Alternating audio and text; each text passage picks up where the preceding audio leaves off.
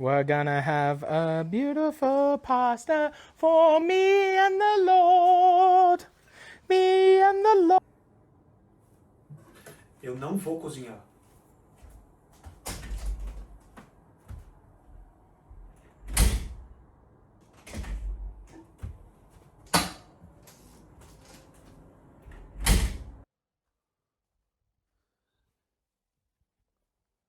Dez anos cozinhando. 10 anos em pé. Mais de 10 horas por dia. Às vezes até 12, 15. Vocês querem que eu continue gravando em pé, cozinhando? Mas nem a pau. Eu acho que eu gosto da ideia de sentar um pouquinho e conversar com vocês. Responder as suas perguntas primeiro. E depois, quem sabe um dia, eu volte a cozinhar e mostrar um pouquinho do que eu sei e tentar ensinar algumas coisas que talvez vocês gostem. Primeiro, vou tentar responder da melhor forma as perguntas que vocês fizeram, que foram muitas. Acho que muitas perguntas foram bem parecidas. Eu não vou conseguir responder todas, mas eu vou tentar dar um resumão. A Júlia vai me ajudar a me lembrar quais foram as perguntas e tentar passar um pouquinho da minha experiência que eu tive.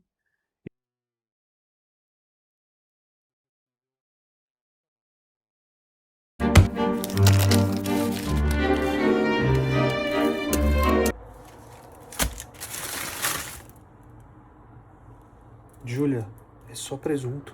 Eu não vou fazer isso. Experiências na cozinha e a diferença entre a cozinha australiana e brasileira. Nos conte um perrengue que você passou. Nossa, é difícil responder de uma forma geral. Eu acho que elas são bem diferentes. O que dá para dar um exemplo da diferença das duas cozinhas, a gente pode fazer uma analogia com o café. Do mesmo jeito que o brasileiro toma muito café, o australiano também toma muito café, mas de uma forma totalmente diferente. Eles não tomam o café que a gente toma, que é só coado. Eles tomam um café com leite. E bastante. Talvez até mais do que os brasileiros. Então acho que a gastronomia dá para pensar mais ou menos da mesma forma. Eles usam um pouco dos produtos que a gente usa também. Acho que o básico da gastronomia é cebola, grãos, salada, legumes e etc. Mas de uma forma diferente, principalmente pelo fato deles receberem uma influência muito grande da imigração asiática, da Índia, também da América do Sul, também da gastronomia britânica, da gastronomia francesa, com certeza está presente em todo lugar. Mas eu acho que a gastronomia brasileira tem uma cultura muito mais criada por ela mesma, uma cultura muito mais rica por si só, com muito mais potencial. Acho que a gastronomia australiana é muito forte no brunch, no café da manhã, é, no fato de eles gostarem muito de brincar com comidas para poder tomar um café junto, um café com leite junto. E é diferente, mas ao mesmo tempo bem parecido. Muita salada, é, muita carne, muito peixe, muito frango também, que eu acho que hoje em dia com uma crise econômica tão grande assim, a maioria das pessoas come muito frango, mas é diferente. Eu acho que principalmente pelo fato da gastronomia brasileira ter muito mais potencial e eles não terem nada criado por eles mesmos, não terem nada criado de uma forma independente, vamos dizer, que você pode chamar de gastronomia australiana, eu acho que dá para brincar com essa diferença. É, as experiências que eu tive foram bem engrandecedoras. Eu tive uma experiência num restaurante em Sydney logo quando eu cheguei, que foi de frente para a praia, num bairro muito nobre, e ali eu aprendi bastante com dois chefes, cada um de um país, um coreano e um italiano, que eram muito bons chefes. Um deles eu admiro muito e espero poder voltar a encontrar em breve. Mas pelo fato de eu estar estudando ainda todos os dias, trabalhar de manhã e ir para a escola à noite, não pude aproveitar muito. Foi minha primeira experiência, então meu inglês estava bem travado ainda. E eu acho que esse foi o grande perrengue que eu passei. Ter que me comunicar. Acho que quem me conhece sabe que eu nunca me comuniquei bem. Hoje em dia consegui desenvolver muito melhor, principalmente por causa dessas experiências. Mas precisar me comunicar em uma língua que não é a minha língua de nascença. É, Logo depois que eu cheguei no país, acho que foi o maior perrengue que eu passei.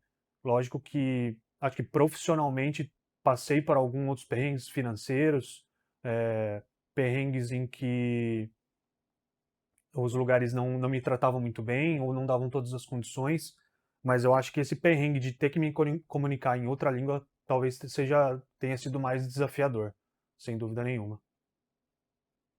Quais tipos de alimentos e temperos diferentes você usou e qual mais gostou? Temperos diferentes. Pelo fato da imigração, eles usam muito coentro, cominho. Eu vou falar algumas coisas eu vou falar em inglês porque eu não vou lembrar como fala, principalmente porque eu nem usava, mas eu acho que são coisas bem parecidas.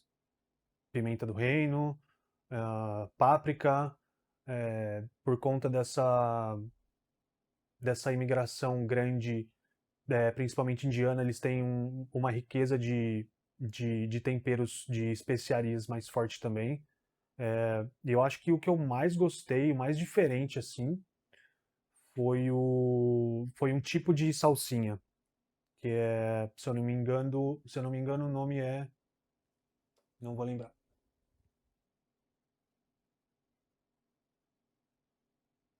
Tive que pesquisar aqui. O nome é Chervil, que no Brasil eles chamam de salsa francesa, ou cerofólio, ou cerofólio. Eu nunca tinha chegado nem perto de ter visto isso, e numa das cozinhas que eu trabalhei, um chefe pediu para eu ir buscar isso e falou que era parecido com salsinha dentro da geladeira, e eu não conseguia achar. E aí ele falou assim, olha, se elas são bem parecidas, se você não consegue identificar pelo visual, experimenta um pedaço. E aí foi ali que eu experimentei um pedaço e era um negócio totalmente diferente, né? Uma erva muito diferente que dava um sabor muito forte. E acho que esse foi o mais diferente, que eu nunca cheguei nem perto de ter visto no Brasil. É bem provável que tenha, mas nas minhas experiências no Brasil eu não cheguei a trabalhar com ela. Qual culinária te desafia mais? Essa pergunta é fácil. Eu acho que a culinária que mais desafia é com certeza asiática. Depois de ter mudado para a Austrália e ter um pouco de contato com ela, é, foi uma culinária que me encantou bastante. Hoje em dia, talvez a culinária que eu mais gosto quando eu decido sair para comer fora é com certeza a culinária asiática. Mas é interessante que acho que a culinária asiática no Brasil se resume à culinária japonesa hoje em dia, né? De comer sushi, de comer até o que a gente vê hoje em dia de comer um lamen, mas a culinária asiática que eu falo é do sul da Ásia, de uma região um pouco mais pobre, que teve que desenvolver uma gastronomia um pouco mais em cima de produtos que estão fáceis, que são baratos, né? Gastronomia filipina, gastronomia malaia. Eu acho que o que eu mais gosto de comer hoje, sem dúvida nenhuma, quando eu saio para comer, a primeira coisa que eu penso é em curry. E acho que isso é uma coisa que tem muito preconceito no Brasil. Muita gente não gosta de curry. Muita gente acha que curry é um tempero que se assimila à páprica, por exemplo. Mas isso era o que eu achava também e que eu acabava não lidando. Todo mundo acha que é um tempero amarelo que deve vir de alguma semente, mas o curry na verdade é um conjunto de especiarias, que cada país tem o seu ali, no Mediterrâneo ou no sul da Ásia. E cada, cada, cada família, vamos dizer, tem o seu jeito de fazer. E isso é uma coisa que me encanta. A gente gosta de ir bastante para restaurante de países diferentes para testar e para experimentar o curry diferente. Felizmente, aqui perto de onde a gente está morando hoje em dia, 20 minutos daqui, tem um que é excelente. E normalmente você encontra os melhores em botecos asiáticos, seja da Malásia, seja das Filipinas, seja tailandês principalmente. Eles têm um curry verde muito, muito saboroso, que eles usam bastante leite de coco. É, eu acho que para quem me conhece, as pessoas da minha família que me viram crescer e não gostar de comer muita coisa, tá ouvindo isso pode ser um baque, mas é a coisa que eu mais gosto de comer hoje. É muito vegetal, muito legumes e cada país tem o seu diferente e todos eles são muito bons. Eu acho que se vocês tiverem a oportunidade de experimentar e acharem algum no Brasil, vale muito a pena. Do Vietnã também, essa é a verdade. Do Vietnã é um curry muito, muito saboroso. Paguei R$ 383 na melhor lagosta que eu comi em São Paulo. Num salão com só 10 lugares. Será que eles seguem a linha francesa? Um quarto. Eu não vou fazer review. Vamos só comer. Qual produto você teve dificuldade em encontrar? Na Austrália, aqui na Alemanha a gente não sabe ainda, né? Faz menos de 2 meses que a gente está aqui, mas na Austrália, com certeza, que eu mais senti falta, principalmente pelo fato de eu comer quando criança praticamente toda semana, é, é o aipim.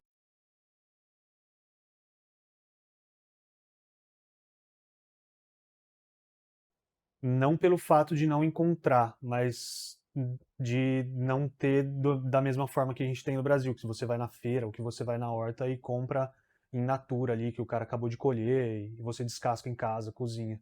A gente encontra, eles chamam de caçava, você encontra congelada ou já em conserva, mas é um produto totalmente diferente, talvez um pouco envelhecido ou que vem de países do Mediterrâneo e da Índia, mas não é a mesma coisa. Você não cozinha, você não consegue cozinhar e deixá-la da mesma forma, não consegue fritar uma mandioca e comer aquela mandioca sequinha e crocante. Eu acho que isso é o que mais senti falta, sem dúvida nenhuma. Pratos que você aprendeu e nunca tinha feito nada parecido. E qual cairia bem no Brasil?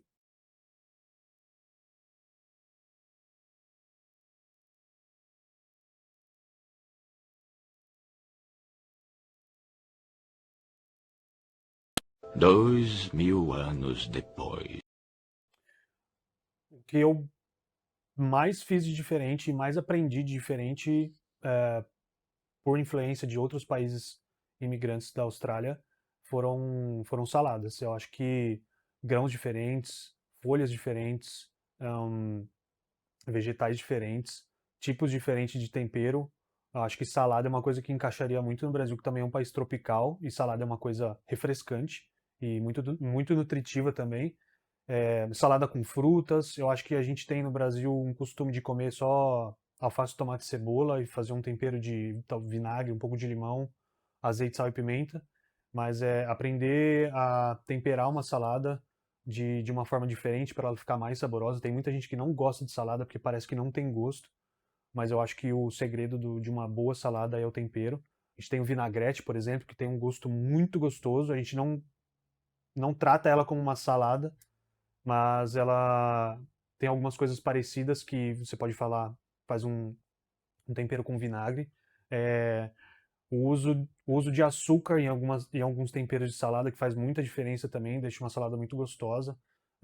Temperos com iogurte, por exemplo, que dá para você fazer uma salada um pouco mais doce. Talvez até usar como sobremesa uma salada com frutas. Saladas com grãos, com arroz, saladas com quinoa. Eu acho que talvez seja o prato mais rico e com, que você pode trabalhar com sabores muito diferentes também. Eu acho que salada é uma coisa que eu com certeza levaria para o Brasil, sem dúvida nenhuma. Você já foi em algum restaurante com estrela Michelin? Boa pergunta. Estrela Michelin é uma coisa que ainda não tem na Austrália. O guia Estrela Michelin não chegou na Austrália. Eles estão, inclusive, a pergunta é boa porque esse ano aqui eles estão fazendo as avaliações deles pela Austrália. Não sei para onde eles vão, por onde eles vão começar. Mas a notícia é que o ano que vem vai sair o guia Michelin australiano. Não sabe se ainda quantas estrelas vão receber, que restaurantes vão receber. Existem, claro, alguns restaurantes famosos de Sydney, Melbourne, que tem uma culinária bem importante. Acho que talvez o centro gastronômico da Austrália seja Melbourne. Adelaide, eu lembro que tinham alguns restaurantes muito, muito, muito bem falados, principalmente pela cartela de vinhos que eles têm no sul da Austrália. Mas eles ainda não têm nenhum restaurante pelo fato de não existir o guia australiano ainda. Então não fui, não tive a oportunidade. Talvez aqui na Alemanha, aqui em Munique, onde a gente está, existem alguns restaurantes que têm estrela, mas é interessante, porque a gente fala de estrela, tem um que tem 3, tem um que tem 2, tem um que tem 1, mas a gente nunca, pelo menos eu nunca vi em nenhum lugar a gente falando do próprio guia, o que é o guia, do que é feito o guia, onde você consegue um guia, o que fala dentro desse guia, o que mais tem nesse guia, da onde ele veio, para onde ele vai, será que ele vai chegar em países pobres? Será que ele vai ficar só em países ricos, como está chegando na Austrália agora? E essa é uma pergunta bem interessante, porque, querendo ou não, esse é o motivo real de eu querer abrir o meu canal e tentar falar um pouco sobre. E por isso mesmo, um guia. Esse aqui é um guia Michelin. Vocês já viram um? O guia Michelin eu comprei aqui da Alemanha. Infelizmente ele está inteirinho alemão. Eu vou colocar algumas imagens para vocês. Mas eu estou estudando. Vou tentar passar o máximo de informações para vocês. O meu objetivo com esse canal é falar sobre restaurantes com estrela Michelin, mas o guia Michelin não aborda só isso. Existem algumas outras coisas que tem nele, como o Bib Gourmand, por exemplo, que não são estrelas, mas eles estampam isso em alguns restaurantes pelo fato de ser um restaurante com uma qualidade muito alta. E eles também têm a estrela de sustentabilidade para restaurantes que abordam esse tema. Provavelmente não só de restaurantes veganos ou vegetarianos. Eu acho que a estrela de sustentabilidade é mais sobre o retorno que o restaurante dá, a abordagem que ele tem na preocupação com esse assunto. E eu queria falar um pouquinho para vocês do guia Michelin, não só da estrela. Eu acho que a gente peca um pouco em conhecer o que é e o porquê que um restaurante recebe uma, recebe duas, recebe três, por que ele não recebe, quem são os avaliadores, de onde eles saíram e de onde o guia saiu, da onde o guia começou e como ele evoluiu para chegar até um guia desse tamanho. Muita gente sabe que o guia foi criado para mostrar restaurantes bons por aí, mas ninguém sabe o motivo, ninguém sabe quais foram os primeiros restaurantes, que restaurantes já tiveram estrela e hoje em dia não tem mais, por que eles não têm mais essa estrela, por que eles receberam duas, por que eles receberam três, o que significa receber uma só, o que significa receber duas, por que é só três, por que não tem quatro, não tem cinco. Eu acho que tem muito assunto aí pra gente abordar, tem muito conhecimento pra gente absorver e é isso. Eu acho que o canal, na sua essência, não foi feito para eu mostrar a cozinha para vocês, não foi feito para contar sobre as minhas experiências, não é esse meu objetivo. É lógico que é muito gostoso sentar aqui e conversar com vocês e responder as perguntas que vocês têm, mas eu gostaria muito de mostrar um pouquinho desse guia que é muito importante sim para a gastronomia mundial. Eu acho que chama uma atenção muito grande, mas não é só isso. Acho que a gastronomia não é só estrela Michelin, não é só um chefe que ganhou uma estrela. Principalmente, eu acho que veio muito à tona esse assunto pelo fato da série The Bear ter saído, que é o objetivo dele. Tem muita polêmica se existe um certo escravagismo dentro da cozinha, se as condições são boas. Tem muito assunto, acho que o mundo é muito grande para a gente falar de uma coisa só, mas eu acho que a gente pode começar por aí. Bom, galera, então se vocês se interessaram pelo assunto, se vocês querem saber um pouquinho mais sobre o Guia Michelin e a história dele, dá like no vídeo, se inscreve no canal para receber os próximos vídeos, ativa o sininho para ser alertado quando o próximo vídeo subir e compartilha com seus amigos. Vai ser muita ajuda de vocês agora no começo, é muito importante. Tenho muitos amigos que eu acho que vão gostar bastante, mas isso é para espalhar, para vocês saberem um pouquinho mais e terem um pouquinho mais de conhecimento. Quem sabe vocês não acabam se interessando e indo para um restaurante estrela Michelin e também tendo a vontade de conhecer outros restaurantes que não tenho. Eu acho que isso é o mais importante. Você fomentar a gastronomia local do seu país e quem sabe viajar um dia para ir conhecer outras culinárias, outros tipos de gastronomia. Beleza? Muito obrigado. Não tem cachorro, não tem planta, não tem porra nenhuma, ela tem eu e meus panelas. Ele não vai saber. Tortinha de limão! Tortinha de limão! Tortinha Esse de aqui é limão! bom, hein?